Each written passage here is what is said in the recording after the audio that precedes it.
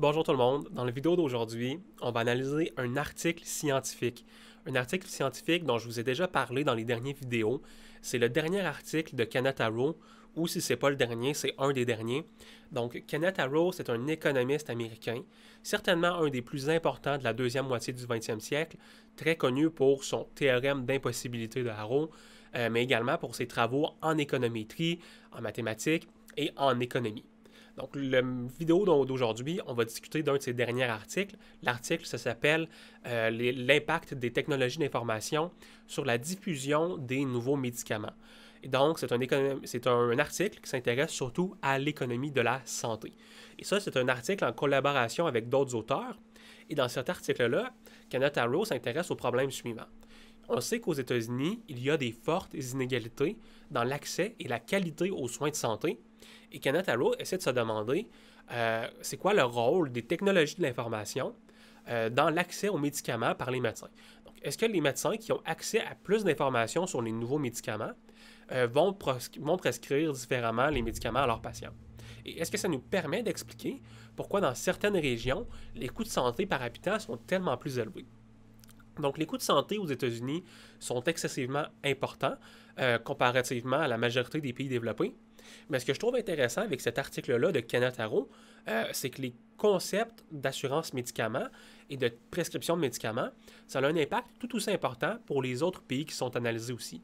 Donc, même probablement plus important qu'on considère que des pays comme le Canada, la France, ont des régimes d'assurance médicaments étatiques, donc qui sont gérés par l'État.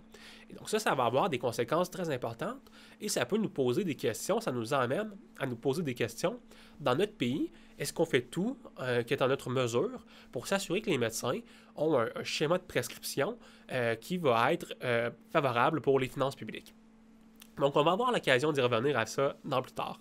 Pour l'instant, je vais vous présenter un petit peu c'était quoi le modèle, c'était quoi l'idée et la façon dont Kenneth Arrow et compagnie ont décidé de conduire leur expérience. Donc, Kenneth Arrow a travaillé avec une compagnie d'assurance essentiellement qui leur a fourni de l'information sur 125 000 médecins.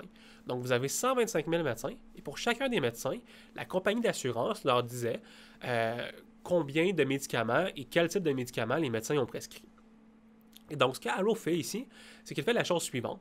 Il prend chacun des médecins, ils vont regarder uniquement la médication pour le cholestérol. Donc, ils vont regarder médecin Y, médecin X, quel médicament pour le cholestérol est-ce qu'il prédit en 2001, en 2002, en 2003, en 2004, et il fait ça pour quand même une grande étendue de temps, donc plusieurs années.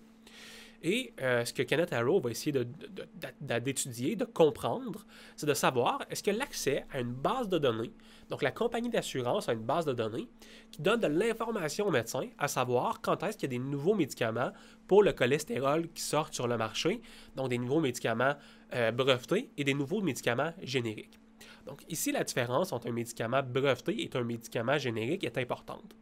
Un médicament générique, c'est un médicament qui n'a plus de brevet. Donc, typiquement, ça veut dire que la concurrence, le marché concurrentiel, peut faire diminuer les prix de ces médicaments-là. Et typiquement, les médicaments génériques vont coûter beaucoup moins cher que les médicaments brevetés. Donc, quand un médicament est breveté, il y a une compagnie qui a développé le médicament, qui a le monopole sur la production du médicament. Et donc, vous avez des médicaments qui ont des prix excessivement élevés pour rembourser les coûts de recherche et développement qui sont allés dans la création de ces médicaments-là. Et donc, ce qu'Arrow fait, il nous dit, est-ce que lorsque les médecins ont accès à une base de données, qu'il leur dit les nouveaux médicaments génériques qui sortent, ils se demandent, est-ce que ces médecins-là vont changer la façon dont ils prescrivent? Donc, est-ce qu'ils vont passer d'un traitement breveté vers un traitement générique? Si c'est le cas, ça devrait avoir des impacts importants sur les finances publiques. Et donc, il y aurait eu plusieurs façons d'analyser ce type de problème-là. Et Kenneth Arrow, lui, ce qu'il choisit de faire essentiellement, il choisit de regarder les médecins qui, au début de l'expérience, ne faisaient pas appel à la base de données et qui, en plein milieu d'expérience, ont commencé à faire appel à la base de données. Et ils regardent à travers les mêmes médecins, est-ce que les médecins changent de comportement, de prescription lorsqu'ils ont accès à la base de données. Pourquoi est-ce qu'il fait ça?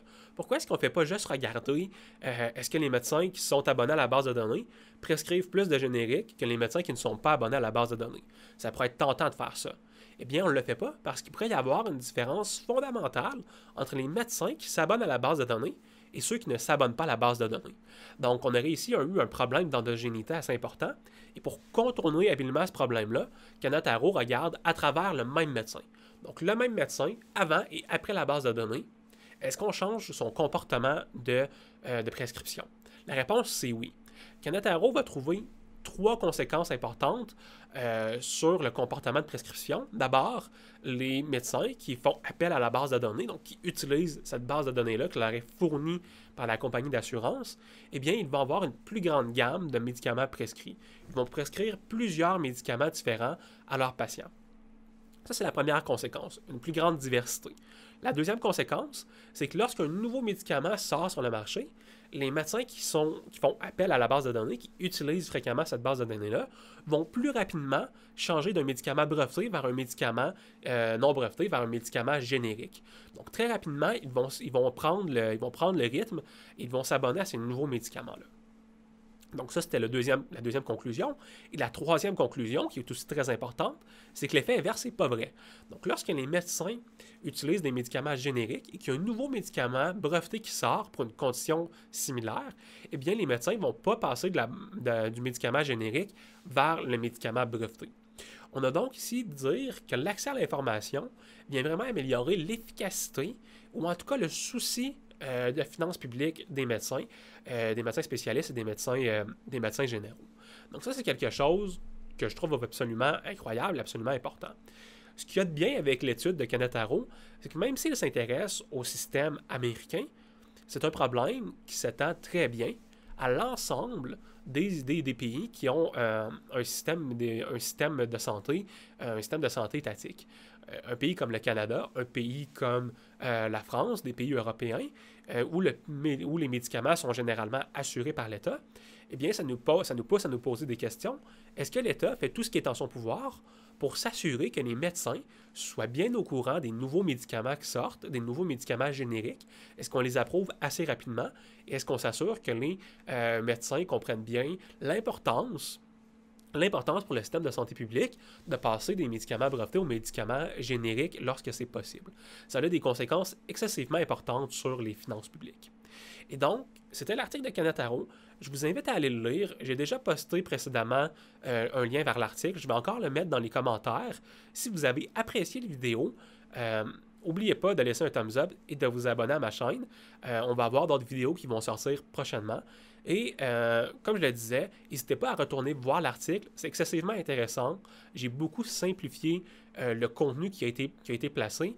Vous avez vraiment une très belle recension de la littérature, un très beau recensement de la littérature et surtout une très belle intuition mathématique derrière ce que Kanataro essaie de monter par son modèle. Donc c'est quelque chose que je trouve hyper intéressant. Kanataro part d'un modèle économétrique idéal. Qu'est-ce qu'on voudrait faire idéalement pour étudier notre cas? Et ensuite, il dit, étant donné qu'on n'est pas capable d'atteindre l'idéal, comment est-ce qu'on pourrait simplifier ça pour bien comprendre les résultats avec lesquels on travaille? Et c'est, à mon avis, un exemple super intéressant d'un article bien monté, efficace, et un modèle sur la façon dont vous devriez essayer de construire vous aussi vos articles scientifiques. Donc, je vous laisse aller là-dessus et j'espère vous revoir dans les prochaines vidéos.